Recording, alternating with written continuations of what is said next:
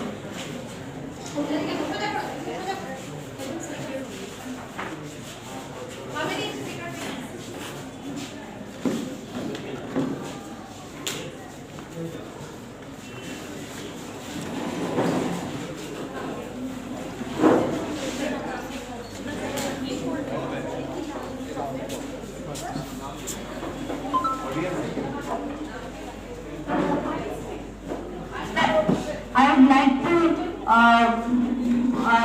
call the students to take their seats as per in the tertiary and opposition.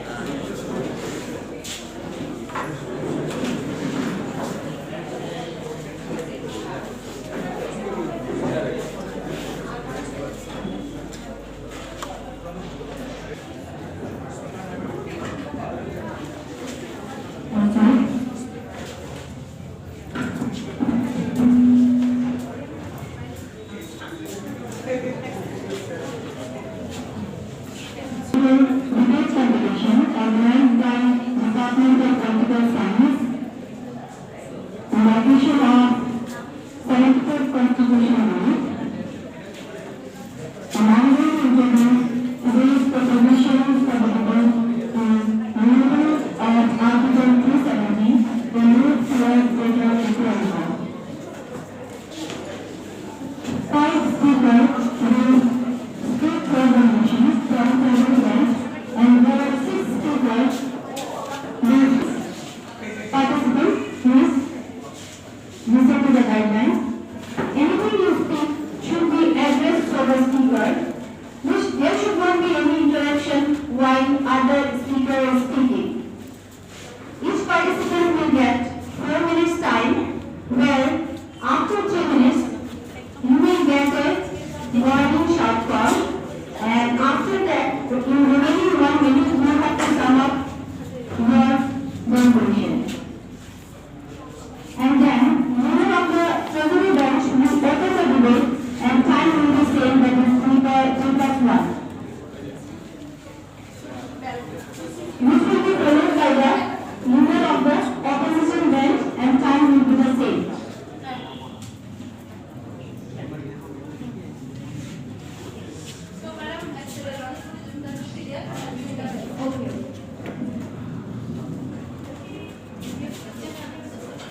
The first speaker, that is leader of the treasury bench, will put his argument in support of the motion, which will be followed by the leader of the opposition bench, who will speak against the motion.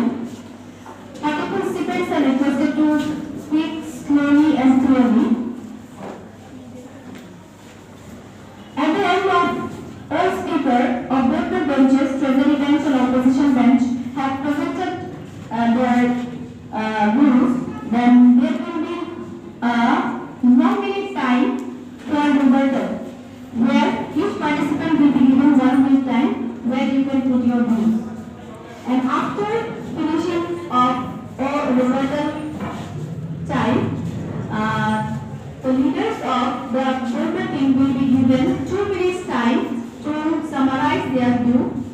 First, leader from the opposition bench will put her views and followed by the speaker of treasury bench. Okay, so, judges, this may be noted. This 2-minute time is under the debate but not under the competition. They will not get any extra mark for that 2 minutes. Now, I want to state one vital point. I'd like to state here that it is my humble request to the House that we are here to see the debating skills and the argumentative skills and how they are acquainted with the subject matter, and there should not be any personal connection or any political affiliation. So we want debate, not the division in the House. And it is a platform where all the participants and students can learn to excel in their future endeavor. Thank you. Now, with the approval of judges, I shall open the debate for today. Sir, may I? With the approval from the judges, I shall declare the session to be open for debate. Removal of Article 370 a move towards greater equality. First, I'd like to invite the leader of treasury bench to come up with his views.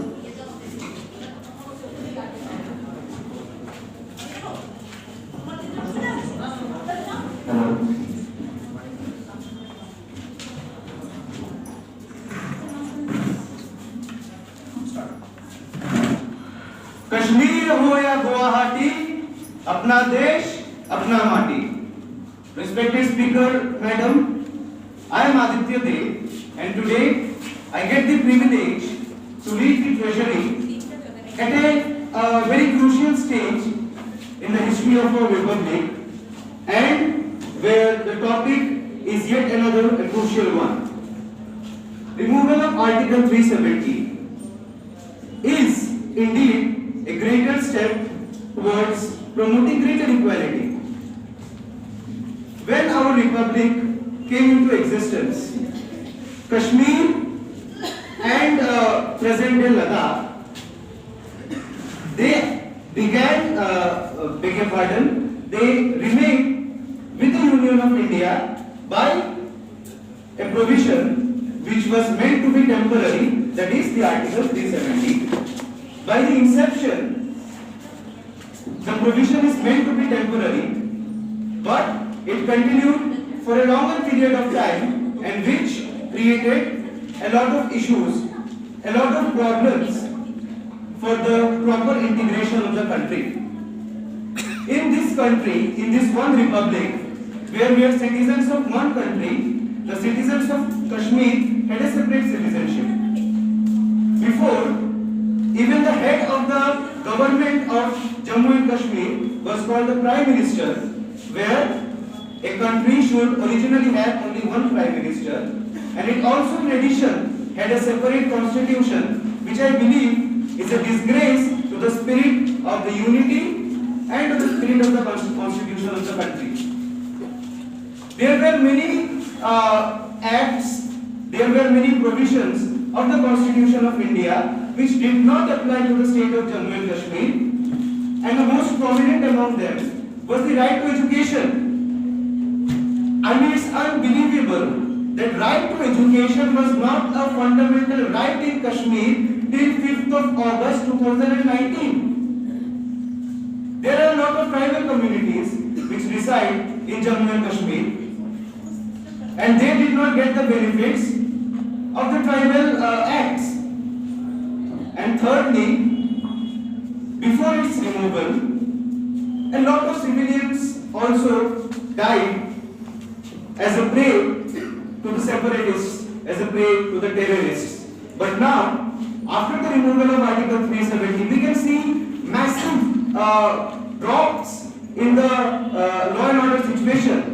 And according to the police of Jammu and Kashmir, 88% has been the drop in the rates of law and order situation, and not a single civilian has been killed after 5th of August 2019. lot of things which can be put into the motion, but the alienation with which the Kashmiris and Ladakh, which is a very strategically and geopolitically important place for the country, suffered, was a huge loss till then. But now, I believe that we are slowly and steadily recovering. Our position is strengthening. Even medical colleges and many other investment projects are coming in the Kashmir Valley and Ladakh. Lakhs of jobs are being created. Water is being planted in the houses of Kashmir. Basic facilities are being provided. Development is undergoing very rapidly in Kashmir, and that is what we all want at the end of the day. That's all.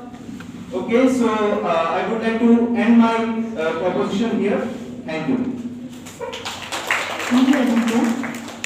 Now I call upon Pooja Sheel, leader from opposition bench.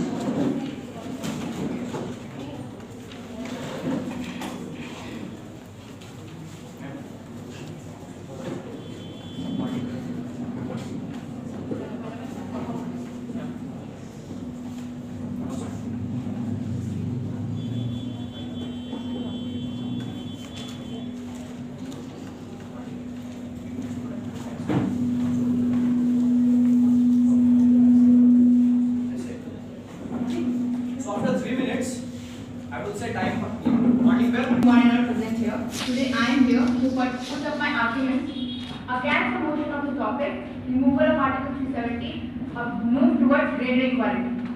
So let's just deeply understand what exactly Article 370 is and what happened with it.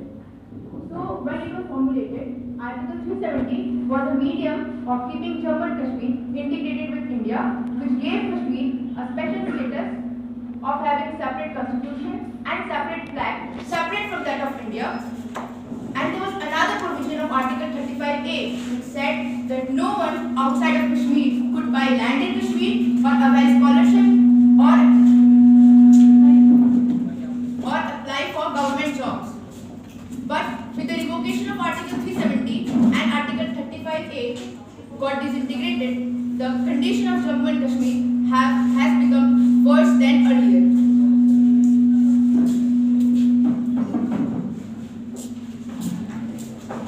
Now just understand, let's just try to understand what exactly happened with Article 370. So actually the government used a loophole. Actually there is a clause in the article which says that the article may cease to exist of Jammu and Kashmir. But what actually happened was that the government, having dissolved the State Assembly of Jammu and Kashmir, the power got transferred to the Parliament of India, and the decision was taken together by Parliament of India and the President of India without asking the Kashmiris even once. Now tell me, is this constitutional in any way? Thousands of troops were brought in, internet was India, a situation of dictatorship happened. Is this constitutional in any way? If we see development after the revocation of Article 370, we'll see that there has been reduction of 86% in the tourism sector after the revocation. Due to the lockdowns that happened followed by the revocation, there has been a great impact on the economy. More than 5 lakh jobs have been lost by the people. Is this the economic and social development you all are talking about? We all are here to emphasize on the topic was that a step towards greater equality. So, according to me, that was not a step towards greater equality. Rather, it made them more unequal. We'll see that in COVID-19, we all were able to attend the online classes because we had 4G network. But the students there in Jammu and Kashmir were not able to attend the classes because they had 2G network, which does not support online classes, which made them lagging behind all the students of India by 1 or 2 years of their previous education background. So that is not at all equality in the education background. So where did we see the equality, a move towards equality? Is it really a move towards equality or a greater inequality? I just want to convey the government should not have made such haste before taking the decision. They should have remembered that every action has an equal and opposite reaction. That the force with which they try to integrate Kashmir with India with the revocation of Article 370, they have tried to be disintegrated from India with the same force. Now, for any country to be developed, a democratic government is must. And for it to be transparent, accountable and efficient, it is important to listen to the vulnerable sections of the society. But they did not do so, and especially during taking any decision. I just want to conclude by saying that the government thought of Kashmir and not of Kashmiris. Had they thought of Kashmiris, the condition of Kashmir would have been different and would have been better. Thank you. Excellent, excellent, excellent. Now, next I call upon Manoj Haldar from Federal Bank. Good morning. Good morning to the speaker man and the honorable judges present here. Myself, Anuj Halder, and I am going to say some words about the Article 370, and I am for the motion. As we all know that on 5th August 2019, the government of India have repealed the Article 306. It also includes the separate constitution for the Kashmir and the separate laws as well as that for the state of the Kashmir. After it the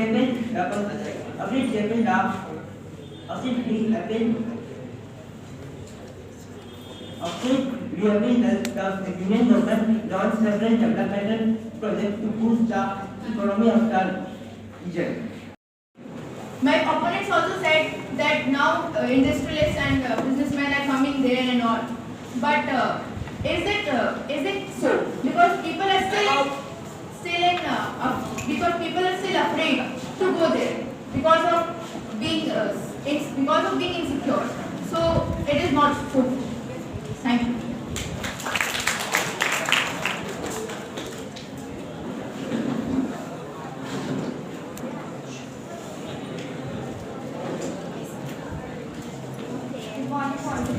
As my opponents say that nothing can be eradicated completely. So I would like to point out that yes, Jammu and Kashmir has been facing tremendous violences and discrimination since ages, and nothing can be really eradicated completely. But the removal of Article 370, we cannot deny that it has not done any, it has not given any advantages to the people of Jammu and Kashmir. We see many developments, and we see that the level of discrimination and violences which were going on through ages is being limited by some extent. Thank you.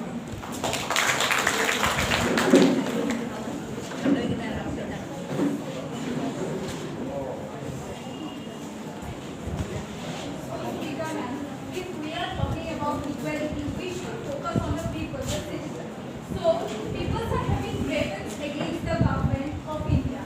Now, the people can't express their feelings against the government because they should communicate if they are if the doctor tahsildars and doctor government officers are inaccessible to the people, then how can they approach to the government?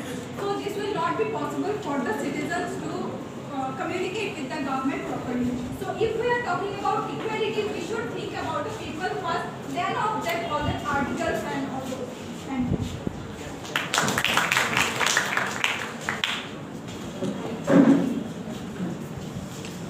Speaker ma'am, this is my response to one of my friends from the opposition group, as they have mentioned that the condition has gone worse than earlier after removing Article 370.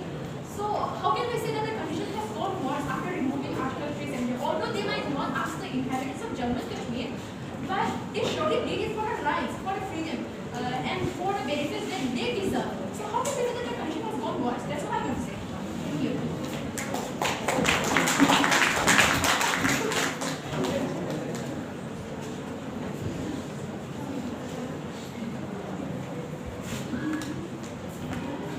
Speaker, as rightly mentioned by one of the members of the opposition, that the other people of the states cannot take land in the Jammu and Kashmir territory. Let me remind you that during the reign of Hari Singh, King Hari Singh, he rightly mentioned that the subject who stays for 10 years plus can stay in the state, can commerce business and thus can live. And apart from this, the question arises that one of our opposition member has mentioned that only one person or more than one person hasn't died during these 3 years. Like during Corona, who were outside the home during the lockdown period? I want to mention this, and how they can be protected.